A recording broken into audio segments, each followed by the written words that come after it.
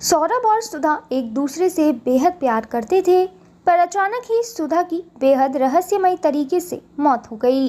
वह अपने घर से गायब हो गई और उसका जला हुआ शरीर गांव के दूर जंगल में बने गड्ढे में मिला था। किसी को भी सुधा की मौत के बारे में कुछ पता नहीं चला। कोई नहीं जानता था कि कैसे रातों रात अचानक सुधा अपने घर से इतनी दूर जंगल में पहुंची और किसने उसे यहाँ पर आग लगाकर खत्म कर दिया। सुधा की मौत के बाद गांव वालों को लगा कि सौरभ अंदर से टूट चुका है। सौरभ सुधा की याद में अक्सर रोया करता था। ऐसे में गांव वालों को लगा कि सुधा की मौत से सौरभ बेहद टूट चुका है और कहीं ना कहीं उसकी जिंदगी बर्बाद हो सकती है। ऐसे में गांव वालों ने मिलकर सौरभ का बेहद ध्यान रखा और 2 महीने के अंदर ही अंदर उसकी शादी करवा दी। सौरभ की शादी जिस लड़की से कराई गई वह सुधा की बेस्ट फ्रेंड बबीता थी। ऐसे में जब शादी की पहली रात सौरभ और बबीता अपने कमरे में पहुंचे तो उसके बाद वहां पर बेहद डरावना भूत उनके बिस्तर पर आकर खड़ा हो गया। तो फ्रेंड्स, वीडियो में आगे बढ़ने से पहले यहाँ आपके लिए एक इम्पोर्टेंट जानकारी है। अब आप templeblessing.com से आज ही free of cost Haridwar Ganga जल मंगा सकते हैं। हमारी वेबसाइट से आपको फ्री में अब जब गंगा जल मिल रहा है तो आप इसके बारे में अपने फ्रेंड्स और कलीग्स को ज़रूर बताएं, जिससे कि वह भी इसका लाभ उठा सकें। वैसे अब आप templeblessing.com से गंगा जल लेने के अलावा घर बैठे पूजा बुक भी करा सकते हैं। ज़्यादा जानकारी के लिए हमारी वेबसाइट पर ज़रूर विजिट करें। तो चलिए हम वीडियो में आगे बढ़ते हैं।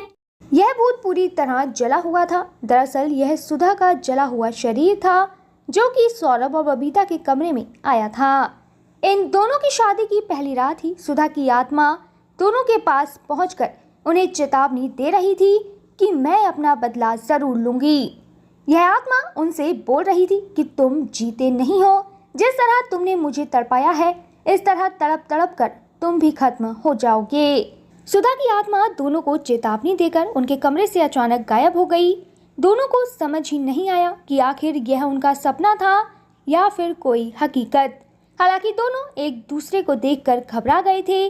दोनों को शायद किसी बात का पछतावा था और वह बेहद घबराए हुए थे।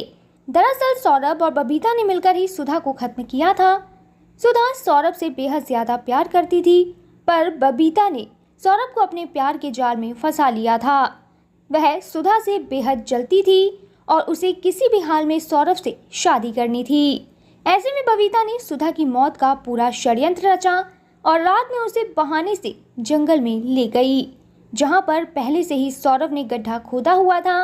ऐसे में सौरभ ने उस गड्ढे में सुधा को बेहोश करके वहीं पर जला दिया। इसके बाद दोनों अपने अपने घर चले गए और अगली सुबह सभी के सामने सुधा की मौत की खबर आई। सौरभ और बबीता ने एक दूसरे से शादी करने के लिए सुधा को रास्ते से हटाया था, पर वह नहीं जानते थे कि सुधा की आत्मा उनकी जिंदगी में इस तरह आ जाएगी। बबीता और सौरभ अब अपने इसी कर्म को याद करके बेहद ज्यादा डर चुके थे। उन्हें पूरी रात नींद भी नहीं आई थी। अगले दिन जब वह अपने कमरे से बाहर आए तो बबीता ने सौरभ को कहा कि वह एक तांत्रिक बाबा के पास चलते हैं और अपने लिए कोई सुरक्षा कवच बनाकर लाती हैं। दोनों पास में ही बने मंदिर में पंडित के पास चले गए। बबीता ने पंडित को सीधे कुछ भी नहीं बताया, बस उसने ये कहा कि उन्हें रात में भूत के सपने आते हैं और ऐसे में वह उन्हें कोई सुरक्षा कवच दे दे। पंडित ने सौरभ और बबीता को एक पड़ा हुआ लॉकेट दे दिया और कहा कि आप इसे अपने गले में बांध के रखना। जब तक यह आपके गले में रहेगा कोई भी आत्मा आपका बाल भी बांका नहीं कर पाएगी। अगली ही रात एक बार फिर से सुधा की आत्मा उसी जंगल की तरफ से आ रही थी जहां पर उसे जिंदा जलाया गया था। दरअसल उसका शरीर पूरी तरह जला हुआ था। वह सौरभ के घर की तरफ चल रही थी। रात में एक जले हुए शरीर को देखकर कुछ गांव वाले बेहद हैरान और परेशान हो गए। उन्हें समझ ही नहीं आया कि आखिर यह जिंदा मनुष्य है या फिर कोई भूत जो कि सौरभ के घर की तरफ जा रहा है। इस आत्मा ने बिना सौरभ का गेट खटखटाए उसके घर के अंदर प्रवेश कर लिया और उसके कमरे में जाकर बबीता और सौरभ को घसीटकर घर से बाहर निकाल दिया। दरअसल सुधा ने अपनी शक्तियों का इस्तेमाल करके इन दोनों को घर से बाहर घसीटा था। ऐसे में सौरभ और बबीता को सुधा ने घर से बाहर निकालकर एक बड़ा सा गड्ढा खोदा और इस गड्ढे में दोनों को डालकर पूरे गांव वालों को सच्चाई बताई कि किस तरीके से इन दोनों ने षड्यंत्र रचा और सुधा की जान ले ली। दरअसल सुधा की पूरी कहानी सुनकर गांव वाले रोने लगे। उन्होंने सौरभ और बबीता को अपने हाथों से ही खत्म कर लिया। जिस तरह इन दोनों ने मिलकर सुधा की जान ली थी, ठीक वैसे ही गांव वालों ने उस गड्ढे में पेट्रोल डालकर बबीता और सौरभ को खत्म कर दिया। इस तरह पूरे गांव वालों के सामने सुधा की मौत का सच आ गया और सुधा के शरीर को मुक्ति मिल गई। पर उसे इस बात का अफसोस था कि उसने सौरभ जैसे घटिया लड़के के लिए अपने परिवार से लड़ाई झगड़ा किया और उसके प्रेम के जाल में फंस गई।